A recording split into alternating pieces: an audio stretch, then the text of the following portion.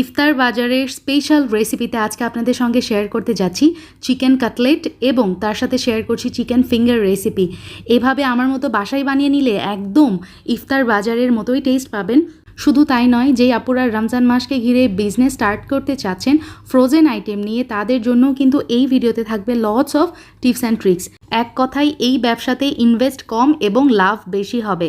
মাস শেষে ঈদের মাসে ইনশাল্লাহ আপনারা হাজার হাজার ইভেন ভালোভাবে বিজনেস করলে লাখ টাকাও ইনকাম করতে পারেন।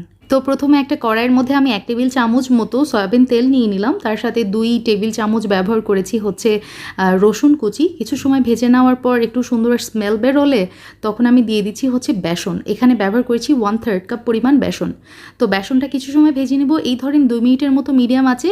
তারপরে অ্যাড করে দিচ্ছি হচ্ছে গাজর কুচি। এখানে আছে আমি গাজর কুচি ব্যবহার করছি দেড় কাপ পরিমাণ, ঠিক আছে। গাজর কুচি দিয়ে কিছু সময় ভেজে নিয়েছি। তারপরে আরও 1 টেবিল চামচ তেল দিয়ে আমি একে একে ব্যবহার করছি পেঁয়াজ কুচি, এখানে আছে 2 টেবিল চামচ, আর কাঁচামরিচ কুচি ব্যবহার করেছি প্রায় 4 টেবিল চামচ, তার সাথে ক্যাপসিকাম ব্যবহার করেছি প্রায় 4 টেবিল চামচ। এখন সব কিছু উপকরণ একসাথে খুব ভালোভাবে ভেজে নিব, এই ধরেন 2 মিনিটের মতো। তারপরে অ্যাড করে দিচ্ছি হচ্ছে পাতাকপি। পাতাকপি আমি একদম কুচি করে এখানে ব্যবহার করেছি, আর এখানে আছে হচ্ছে 2 কাপ পরিমাণ। পাতাকপি সহ সবজিগুলো কিছু সময় ভেজে নিব। যখন একটু সফট হয়ে আসবে তখন আমি ব্যবহার করছি হচ্ছে চিকেন। এখানে আমি হাফ কাপের একটু বেশি চিকেন ব্যবহার করেছি। তার মানে এই যে দেখেন, একটা চিকেনের লেগ পিস আমি গরম পানিতে 15 মিনিটের জন্য বয়েল করে নিয়েছি, সামান্য একটু লবণ, গোলমরিচ আর আদা রসুন বাটা দিয়ে। সেই চিকেনটাই দিয়ে দিলাম। এখন সব কিছু একত্রে খুব ভালোভাবে আমি মিক্স করে নিব। তারপরে অ্যাড করে দিচ্ছি হচ্ছে 2 কাপ পরিমাণ। এখানে আছে সিদ্ধ করে রাখা আলু, যেটা আমি আগে থেকে একটু ম্যাশ করে রেখেছি, সেটাই এখন মিলিয়ে দিলাম। এখন আমি কতগুলো স্পাইস এখানে ব্যবহার করছি। প্রথমে লবণ দিয়ে দিলাম 2 চা চামচ, তার সাথে ভাজা জিরার গুঁড়া আমি ব্যবহার করেছি 2 চা চামচ, তার সাথে আরও দিয়ে দিলাম হচ্ছে কাবাব মশলা। হাতের কাছে কাবাব মশলা না থাকলে গরম মশলা দিলেও হবে, আমি 2 চা চামচ ব্যবহার করেছি। আর এটাই কিন্তু সেই সিক্রেট ইনগ্রিডিয়েন্টস, কাবাব মশলাটা। কালো গোলমরিচের গুঁড়া 2 চা চামচ ব্যবহার করেছি। এখন সব কিছু সময় কড়াইয়ে ভেজে নিব, এই ধরেন 5 মিনিটের মতো। নামানোর আগে ধনিয়া পাতা অ্যাড করে দিচ্ছি।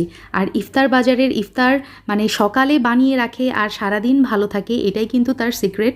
আপনারাও কিন্তু বাসায় এই টিপসটা ফলো করতে পারেন, তাহলে সহজে ইফতার নষ্ট হবে না, অনেক সময় পর্যন্ত ভালো থাকবে। চুলা থেকে নামিয়ে আমি পুরটা ঠান্ডা করে নিয়েছি এবং 2 ভাগে ভাগ করে নিলাম। এখন একটা স্কোয়ার শেপ ট্রের মধ্যে আমি এখানে র্যাপিং পেপার বিছিয়ে নিয়েছি, যাতে করে পরবর্তীতে আমার এই নাস্তাটা উঠিয়ে নিতে ইজি হয়।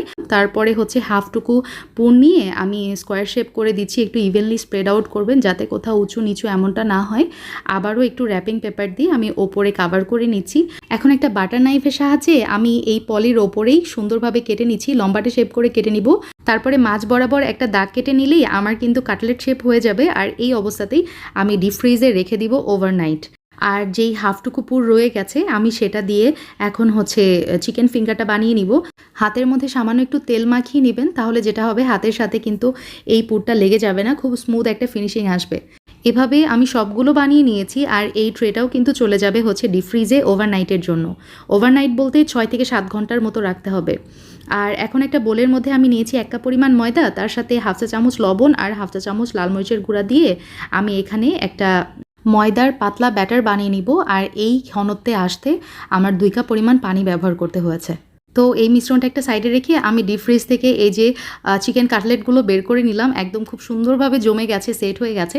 আমি হাতের সাহায্যে দেখতে পাচ্ছেন কত সুন্দরভাবে আলাদা করা যাচ্ছে, একদম সুন্দর একটা শেপ আমি পেয়েছি। এখন যেটা করব, এই যে ময়দার সেই ব্যাটারের মধ্যে কিছু সময় চুবিয়ে রাখবো। তারপরে হচ্ছে এক্সেস যেই ময়দার ব্যাটারটা আছে সেটা ঝেড়ে নিয়ে তারপরে ব্রেড ক্রামের মধ্যে একটু কোট করে নিচ্ছি। আর এই ব্রেড ক্রামটা আমার বাজার থেকে কেনা, তবে আপনারা বাসাতেই বানিয়ে নিতে পারবেন পাউরুটি ব্লেন্ডারে ব্লেন্ড করে, ঠিক আছে। আর ব্লেন্ড করার সময় সামান্য একটু অরেঞ্জ ফুড কালার দিলেই এরকম অরেঞ্জ কালার চলে আসবে। চিকেন ফিঙ্গারগুলো আমি ডিপ ফ্রিজ থেকে বের করে নিয়েছি, দেখতে পাচ্ছেন কত সুন্দরভাবে সেট হয়ে গেছে। আপনারা চাইলে এই অবস্থাতেও কিন্তু আবার বক্সে করে ডিপ ফ্রিজেই রেখে দিতে পারেন, তবে ভাজার সময় ব্রেড ক্রামের মধ্যে কোট করে নিয়ে ভেজে নিতে হবে। আচ্ছা, আমি আজকে বক্সে করে রাখছি না, সবগুলোই কোট করে তারপরে আমি ডিপ ফ্রিজে আবার সংরক্ষণ করব। তো দেখতেই পাচ্ছেন প্রথমে ময়দার ব্যাটারের মধ্যে মানে ডুবিয়ে নিতে হবে, তারপরে হচ্ছে ব্রেড ক্রামের মধ্যে কোট করে নিতে হবে।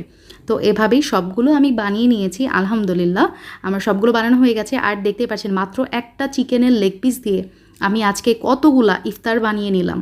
এভাবে আপনারা চাইলে ফ্রোজেন আইটেম বানিয়ে সেল করতে পারেন, অথবা রমজানের আগে বাসাতেও কিন্তু এভাবে বানিয়ে ডিপ ফ্রিজে সংরক্ষণ করতে পারেন।